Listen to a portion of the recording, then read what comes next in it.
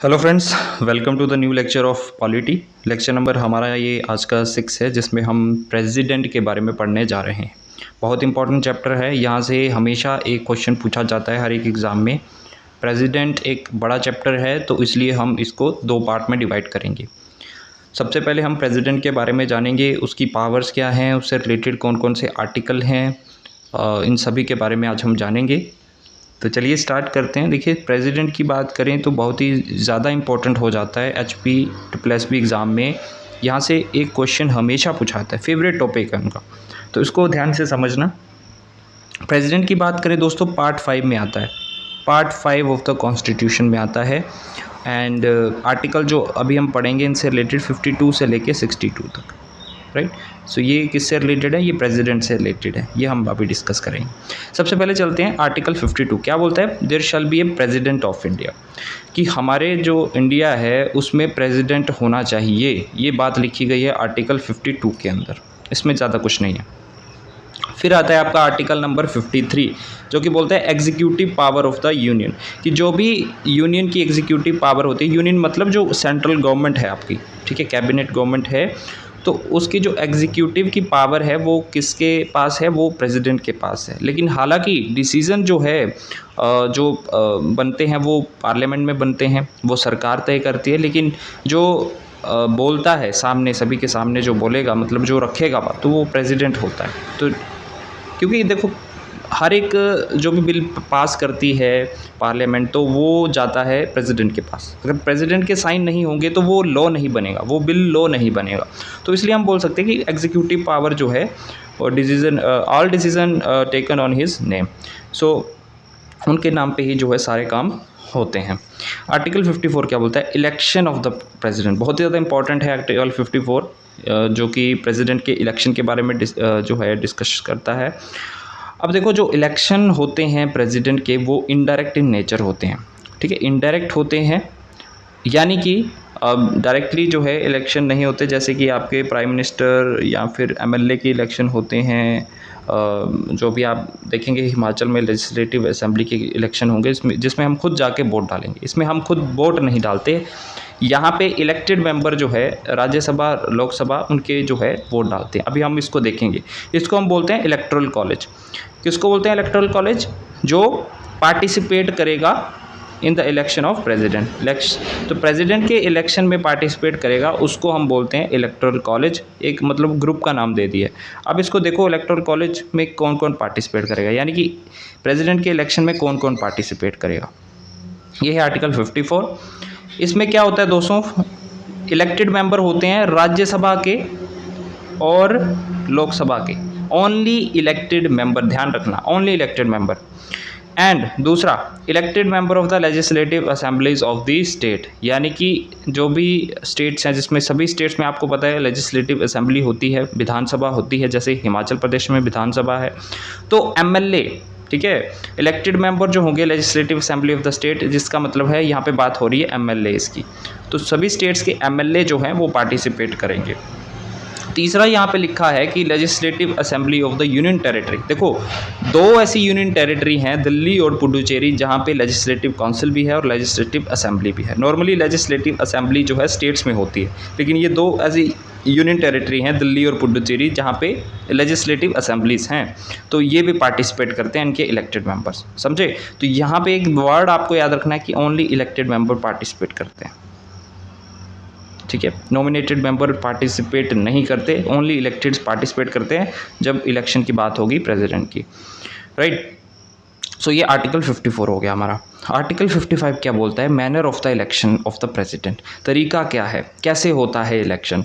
तो इलेक्शन होता है सिंगल ट्रांसफरेबल वोट से, और ये सीक्रेट बैलेट से होता है। सीक्रेट बैलेट मीन्स अगर वोट दूंगा तो मेरे पास एक कागज़ होगा, ठीक है, एनवलप होगा, तो वो किसी दूसरे को पता नहीं चलेगा, वो मेरे पास ही है। जैसे हम वोट देते हैं तो हमने किसको वोट दिया, किसी को पता नहीं है, तो वो सीक्रेट बैलेट के थ्रू होता है। एक जो है एनवलप होता है, उसके थ्रू जो है आप वहाँ पे देते हैं।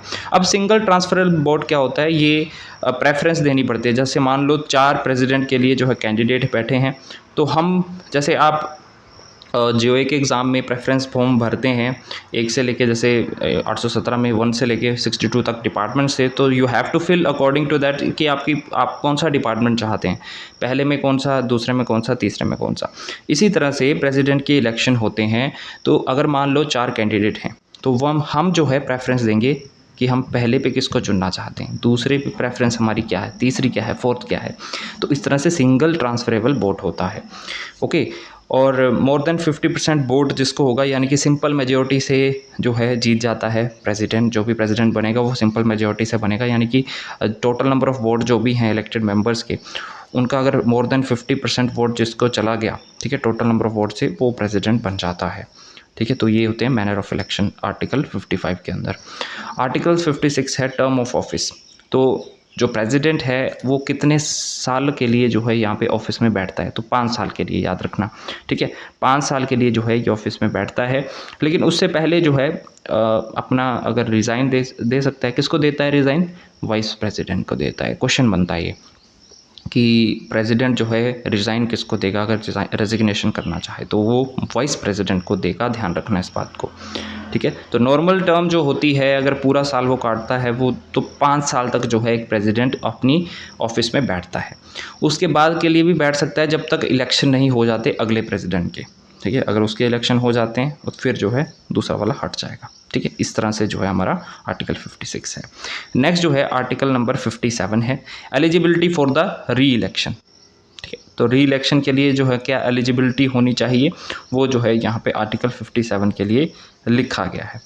अब ये इंपॉर्टेंट है आर्टिकल 58, जो कि क्वालिफिकेशन के बारे में बात करता है प्रेसिडेंट कि प्रेसिडेंट की क्या क्वालिफिकेशन, प्रेसिडेंट के पास क्या क्वालिफिकेशन, प्रेसिडेंट कैंडिडेट के पास क्या क्वालिफिकेशन होनी चाहिए अगर वो प्रेसिडेंट बनना चाहता है। तो सबसे पहले वो क्या होना चाहिए? भारतीय होना चाहिए, इंडियन सिटीज़न होना चाहिए। ये बहुत ही ज़्यादा ज़रूरी है, बाहर का कोई सिटीज़न जो है प्रेसिडेंट नहीं बन सकता।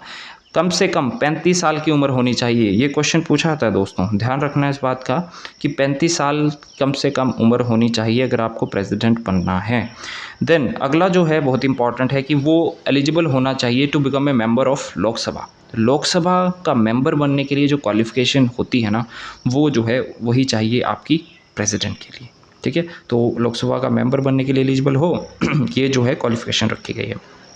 नेक्स्ट, कोई भी गवर्नमेंट का या सेमी गवर्नमेंट का जो प्रॉफिटेबल ऑफिस रहता है वो उसने ज्वाइन ना किया हो। ठीक है, तो किसी भी गवर्नमेंट सेमी गवर्नमेंट ऑफिस में वो काम ना करता हो, कोई सैलरी ना लेता हो, ये जो है प्रेसिडेंट के लिए क्वालिफ़िकेशन है। अगर काम करता है तो उसको जो है वो छोड़ना पड़ेगा जब वो प्रेसिडेंट बनेगा। ठीक है ना, तो वो छोड़ना पड़ेगा अगर प्रेसिडेंट के लिए इलेक्शन के लिए लड़ना चाहता है। आर्टिकल 59 बोलता है कंडीशंस ऑफ प्रेसिडेंट ऑफिस। क्या कंडीशंस होती हैं प्रेसिडेंट के ऑफिस की, ये जो है अभी हम आगे पढ़ेंगे। ठीक है, सो आर्टिकल 59, कुछ आर्टिकल होते हैं जहाँ से क्वेश्चन पूछे जाने की संभावना ज़्यादा होती है। जैसे 54 आर्टिकल है, इलेक्शन के बारे में बोलता है कैसे होगा election.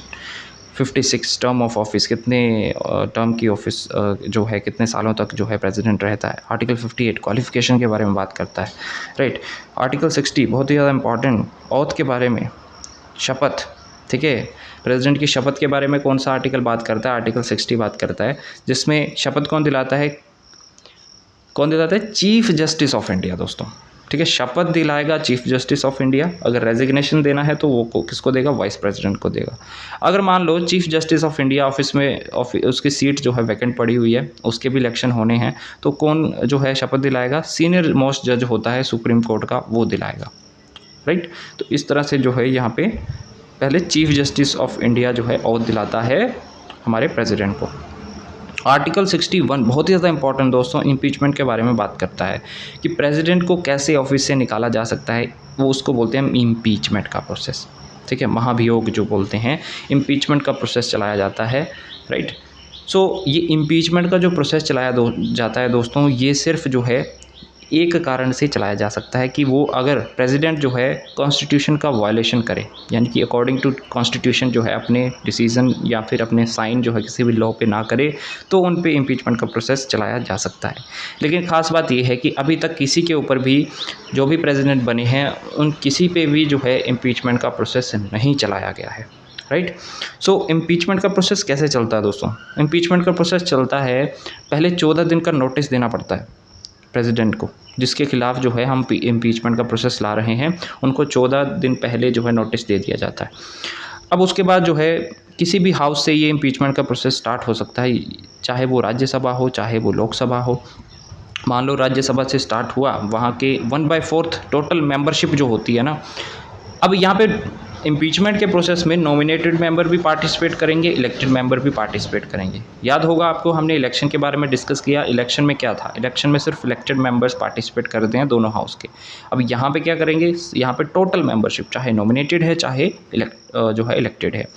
So 1/4 total membership of that house, मतलब मान लो राज्यसभा में 100 मेंबर हैं, तो उसके 1/4 जो भी होंगे मेंबर, टोटल मेंबर्स, अगर उन्होंने साइन कर दिया है महाभियोग कि हम महाभियोग लेके आ रहे हैं, उन्होंने 1/4 मेंबर साइन कर देगा, तो वो इम्पीचमेंट का प्रोसेस वहाँ से स्टार्ट हो जाएगा। ठीक है, स्टार्ट हो गया। अब क्या होता है यहाँ पे, अगर राज्यसभा से इम्पीचमेंट का प्रोसेस पास करवाना है तो वो क्या होगा, 2/3 मेजोरिटी से होना चाहिए, यानी कि जो है स्पेशल मेजोरिटी होती है ये 2/3। Total membership of the house उसका 2/3, यानी कि 66% अराउंड जो है वहाँ पे इनके लिए वोटिंग होनी चाहिए कि हम जो है इनको निकालना चाहते हैं, इनके खिलाफ इम्पीचमेंट का प्रोसेस मतलब जो है इनको निकालना चाहते हैं। ठीक है, तो आप ये याद रखना कि अगर एक हाउस से 2/3 मेजोरिटी से पास हो जाता है, फिर दूसरे हाउस में जाएगा, लोकसभा में जाएगा, तो लोकसभा वाले क्या करेंगे, इन्वेस्टिगेट करेंगे पहले कि हाँ ये सही भी है या नहीं है। तो इन्वेस्टिगेशन होगा, उसके बाद यहाँ पे भी 2/3 मेजोरिटी से जो है स्पेशल मेजोरिटी से पास हुआ, तो फिर जाके जो है उसी दिन जो है प्रेसिडेंट का ऑफिस जो है खाली हो जाता है, जिस दिन जो है ये रेजोल्यूशन पास होता है। समझे? तो इस तरह से इम्पीचमेंट का प्रोसेस होता है। आर्टिकल 62 क्या बोलता है, time of holding election to fill the vacancy of the president. तो जब प्रेसिडेंट की वैकेंसी जो है निकल जाती है, कैसे निकलेगी, अगर उनके 5 साल कंप्लीट हो गए, ठीक है।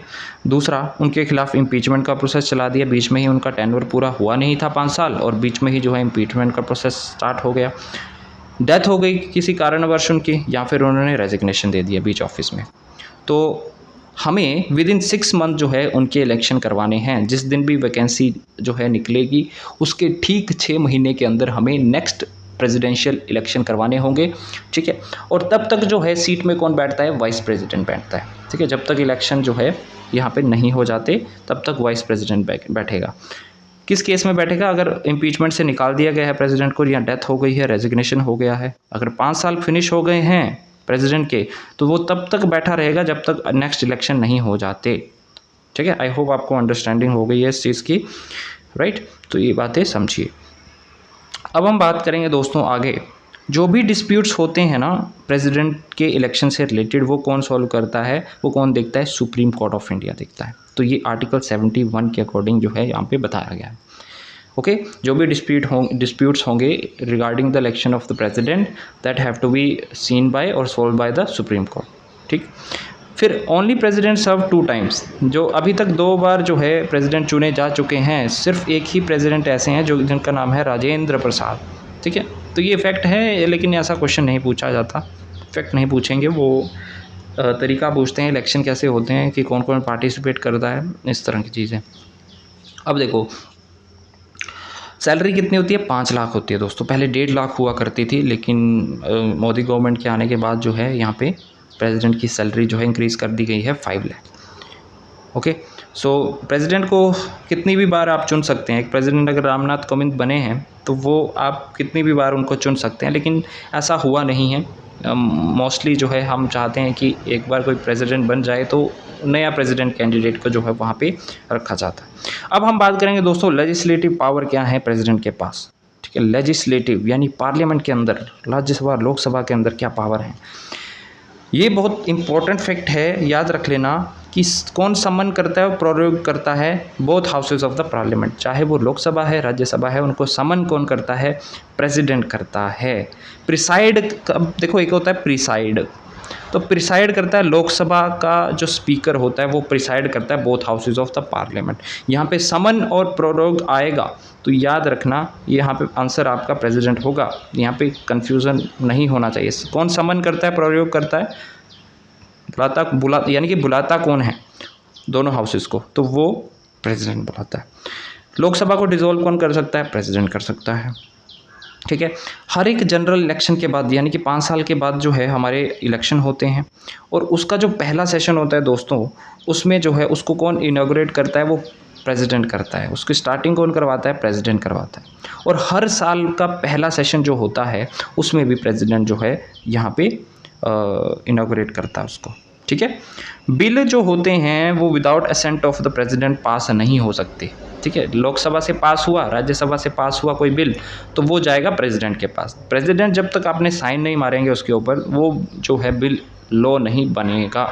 तो ये पावर है प्रेसिडेंट के पास में, राइट। अब पार्लियामेंट नॉट इन सेशन, अगर पार्लियामेंट सेशन में नहीं है किसी कारणवश, ठीक है, तो प्रेसिडेंट क्या कर सकता है? ऑर्डिनेंस पास कर सकता है।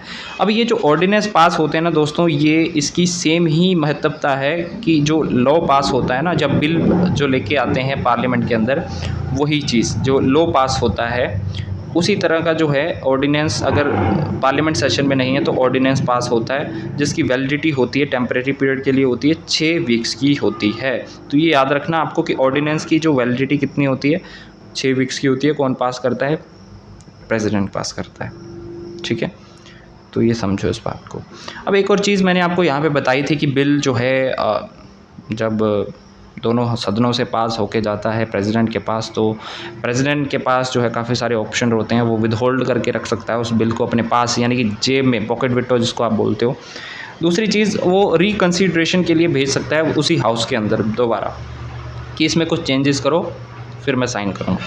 अगर वो बिल फिर से पास होके विदाउट, अगर कोई भी उसमें अमेंडमेंट नहीं हुए बिल के अंदर, या फिर उसमें अमेंडमेंट होके आते हैं या नहीं भी होके आते हैं, तो फिर प्रेसिडेंट को साइन मारने पड़ते हैं वहाँ पे। ठीक है, असेंट अपना देना पड़ता है।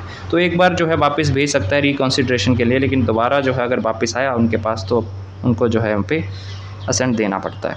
हंग पार्लियामेंट क्या होती है दोस्तों?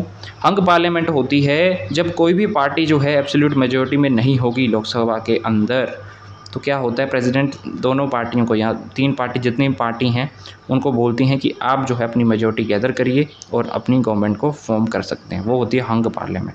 ठीक है, अगर गवर्नमेंट फॉर्म नहीं कर पाते हैं, जैसे कि आप देखते हैं महाराष्ट्र में क्या हुआ अभी, शिंदे जो गुट था वो अलग हुआ, उद्धव ठाकरे का गुट था वो अलग हुआ। ठीक है, और शिंदे ग्रुप ने बाद में बीजेपी को ज्वाइन कर लिया, और बीजेपी और उनके जो शिवसेना के कुछ एमएलएस थे वो आपस में मिले और उन्होंने अपनी जो है यहाँ पे सपोर्ट दिखाया अपने जो लेजिस्लेटिव असेंबली में है, और गवर्नमेंट फॉर्म की। इसी तरह से अगर आप गवर्नमेंट नहीं फॉर्म, फिर भी गवर्नमेंट नहीं फॉर्म कर पाते हैं, किसी भी पार्टी फॉर्म नहीं कर पाती है, तो री इलेक्शन होते हैं। ठीक है, चलिए आगे बढ़ते हैं। अब बात करते हैं दोस्तों बिल जो पास होते हैं, जो जिसमें प्रायर रिकमेंडेशन चाहिए प्रेसिडेंट की, यानी कि बिल लाने से पहले किसी भी सदन में आपको प्रेसिडेंट की साइन चाहिए या फिर रिकमेंडेशन चाहिए वहाँ पे। तो आर्टिकल 3 में क्या था, हम किसी भी स्टेट की बाउंड्री वगैरह जो है चेंज करना चाहें, या किसी भी स्टेट को एस्टैब्लिश वगैरह करना चाहें, या किसी स्टेट का नेम वगैरह चेंज करना चाहें, तो उसके लिए हमें प्रायर रिकमेंडेशन लेनी पड़ेगी भैया, किसकी? प्रेसिडेंट की।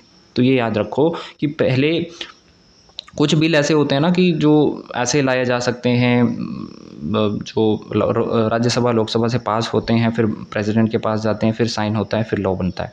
कुछ ऐसे बिल होते हैं जिसमें पहले ही प्रेसिडेंट की जो है असेंट चाहिए होता है, तो वो ये बिल हैं, और ये बिल पूछे जाने की ज़्यादा संभावना होती है, क्योंकि ये 2-3 बिल हैं इंपॉर्टेंट जहाँ से आपको क्वेश्चन पूछे जाएंगे। आर्टिकल 3 के अकॉर्डिंग, जिसमें स्टेट्स का नेम चेंज करना है या फिर उसकी बाउंड्री वगैरह अल्टर वगैरह करनी है, तब आपको प्रायर रिकमेंडेशन लेनी पड़ेगी प्रेसिडेंट की।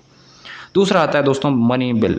मनी बिल आर्टिकल 110 में आता है, आर्टिकल याद रख लेना, कई बार पूछा गया है। मनी बिल जो होता है वो प्रायर रिकमेंडेशन चाहिए पहले प्रेसिडेंट की सदन में लाने के लिए। अगला है फाइनेंशियल बिल। फाइनेंशियल बिल भी मनी बिल की तरह होता है, लेकिन इसमें कुछ अदर प्रोविजंस भी ऐड होते हैं, तो इसमें इसको हम सेपरेटली लेते हैं, फाइनेंशियल बिल और मनी, यानी कि पैसों से लेके जो भी चीज़ होगी ना उसमें प्रायर रिकमेंडेशन लेनी पड़ेगी प्रेसिडेंट की। लेजिस्लेशन आर्टिकल 31 के अकॉर्डिंग जो भी लेजिस्लेशन होगी उसमें जो है यहाँ पे प्रायर रिकमेंडेशन लेनी पड़ेगी। ओके, अब देखते हैं एग्जीक्यूटिव पावर क्या होती हैं। एग्जीक्यूटिव पावर में क्या आता है, all executive action on his name. जो भी एग्जीक्यूटिव एक्शन होंगे तो उनके नेम पे होते हैं, ये हमने देखा था। ये अपॉइंट करते हैं प्राइम मिनिस्टर को और अदर कैबिनेट मिनिस्टर। आपने देखा होगा जब भी शपथ होती है प्राइम मिनिस्टर की तो कौन दिलाता है, वो जो दिलाते हैं यहाँ पे प्रेसिडेंट ऑफ इंडिया।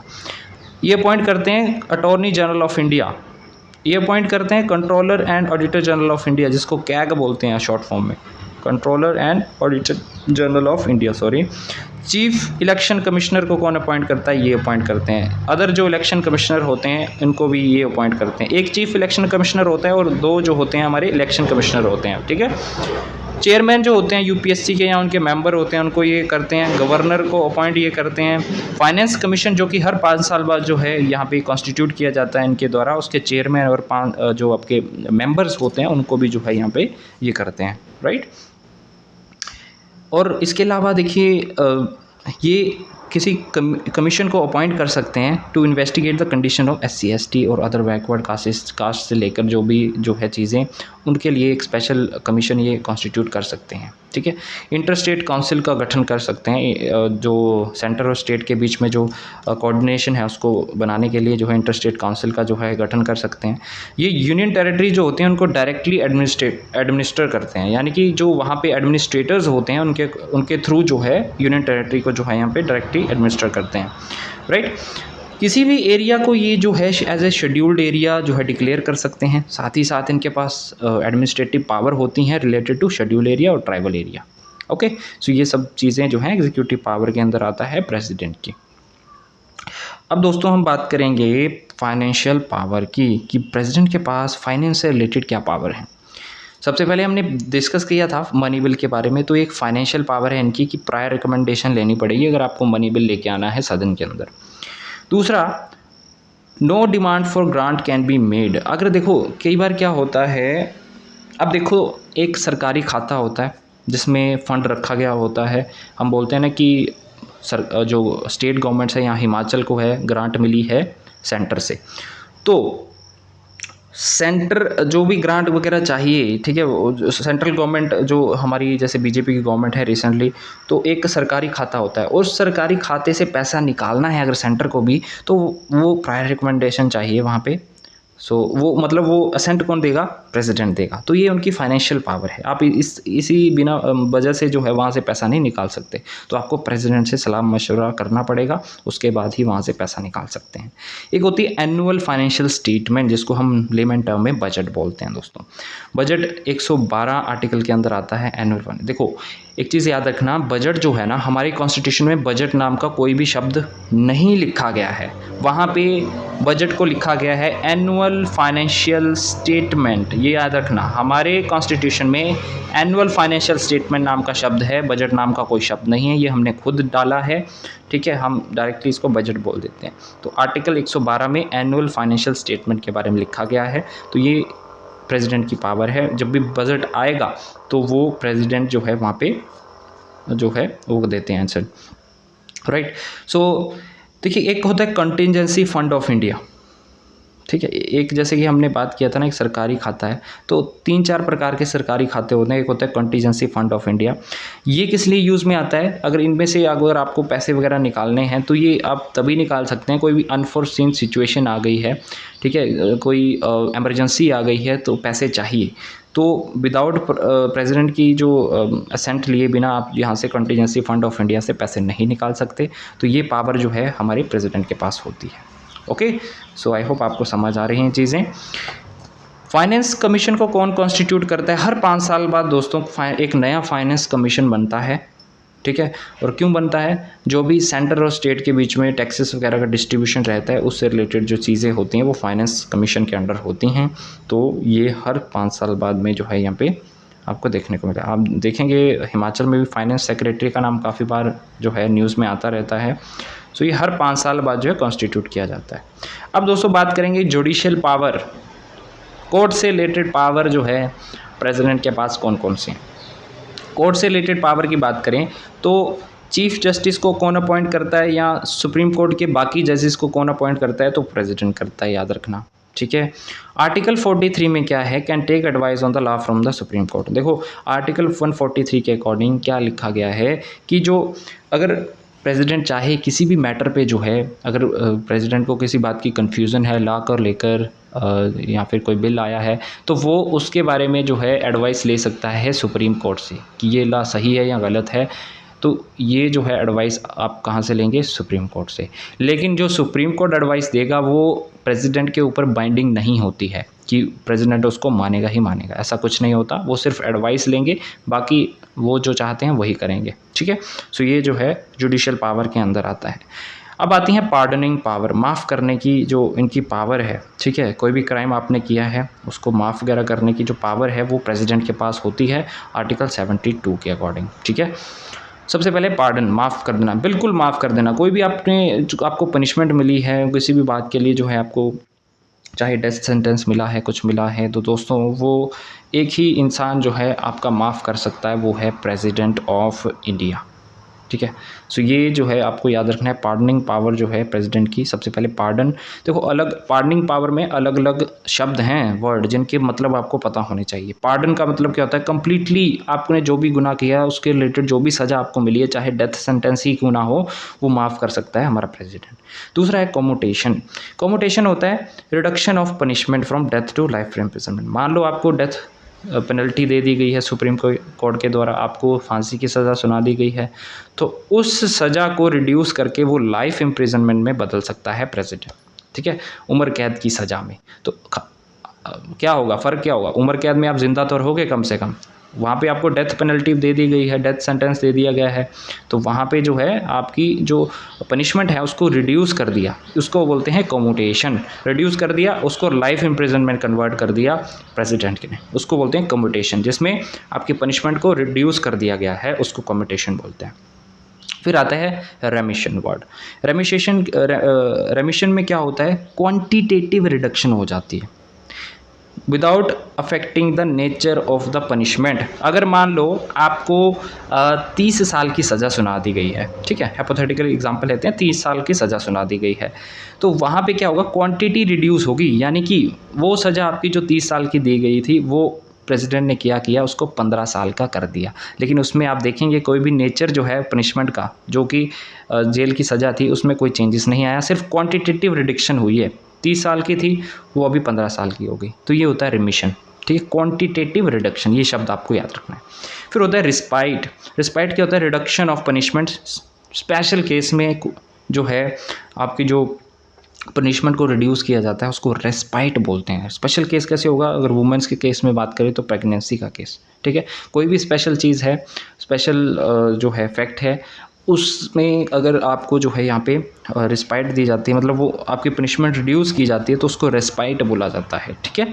फिर आता है रेप्राइव, लास्ट रेप्राइव आता है, ठीक है। रेप्राइव में क्या है, stay on death sentence, life imprisonment pending. देखो स्टे लगा दिया जाता है डेथ सेंटेंस या फिर लाइफ इम्प्रिजनमेंट पे। अगर आपको डेथ सेंटेंस मिला है, लाइफ इम्प्रिजनमेंट मिला है और आपकी अपील पेंडिंग है फॉर पार्डनिंग एंड कम्यूटेशन के लिए प्रेसिडेंट के पास, तब तक जो है आपका डेथ सेंटेंस जो है, लाइफ इम्प्रिजनमेंट जो है स्टे करके रखता है प्रेसिडेंट, ठीक है, समझे। तो ये है पार्डनिंग पावर्स, 5 आपको याद रखनी है।